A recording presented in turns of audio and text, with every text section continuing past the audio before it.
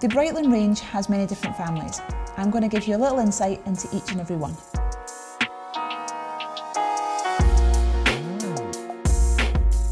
So today we are going to be looking at 8 watches on the tray here, just as a scan over of what Breitling do.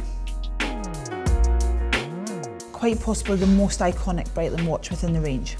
This particular version is in 46mm. In 2014 they've launched a larger size, and soon to be released we will be having a slightly smaller size as well.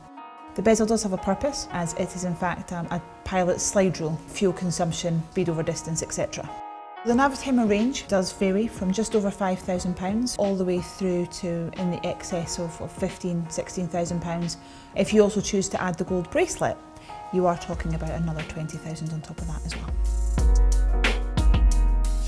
The classic Superocean. So this one has got a screw down crown. It does allow the wearer to submerge the watch up to 330 feet.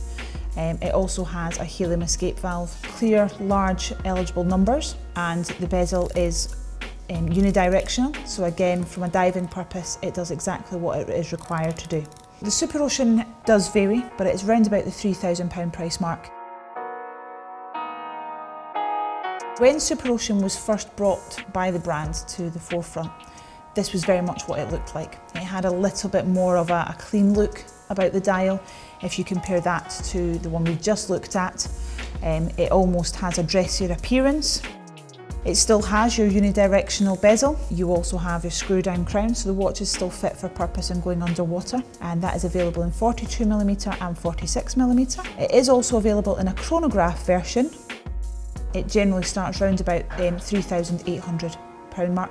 Again, that does depend on whether you opt for the bracelet or you opt for the rubber strap.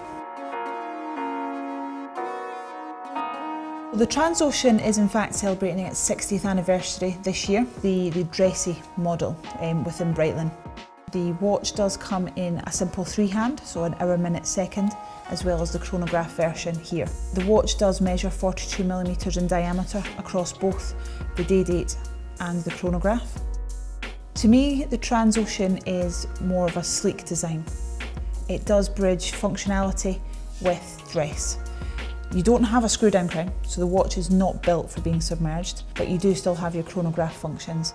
If you were wearing the watch and you happen to splash your hands when you're washing your hands, or perhaps get caught in the rain, certainly the watch is going to be adequate for that.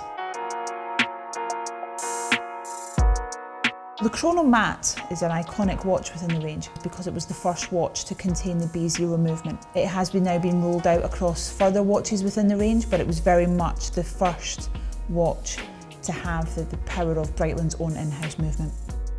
It has, as the name would suggest, a chronomat, it's chronograph, and is also fully automatic. The Chronomat starts for an all-steel model around about the £6,000 mark. This particular model is just over 10,000, but you have got the solid gold bezel and rose gold in the bracelet as well. Instruments for professionals, which is where Breitling wanted to gear themselves, and the professional range definitely shows exactly that.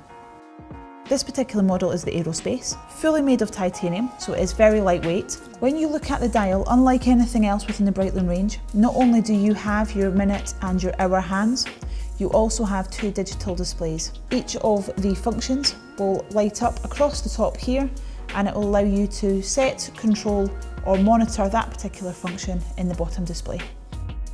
The professional range starts around £3,500 for the Aerospace. You have got your B50, B55, and of course the legendary emergency watch.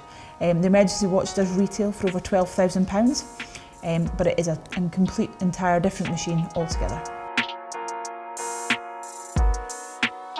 The Avenger family is very stereotypical Breitling. It is big, it is chunky, and it is obvious. This particular model we have here is the Seawolf, the Avenger Seawolf, water resistant to 300 metres with a screw down crown. It also does have a helium escape. The Avenger family starts just under £3,000, and it just goes over £60,000 if you wanted to opt for the bracelet. The Colt is the starting family within the Breitling range. They have recently just decided to discontinue with their quartz range, their battery operated watches. but the automatic will continue. The watch is quite elegant in its design, and again on a stainless steel bracelet, or you can opt for leather straps or rubber straps. The Colt range starts in the region of about £2,700. If you opted for the chronograph version, you are talking upwards of £3,500. Click the link below to see any of these Breitling families on our website. Make sure you subscribe to our YouTube channel to never miss a Burrells video.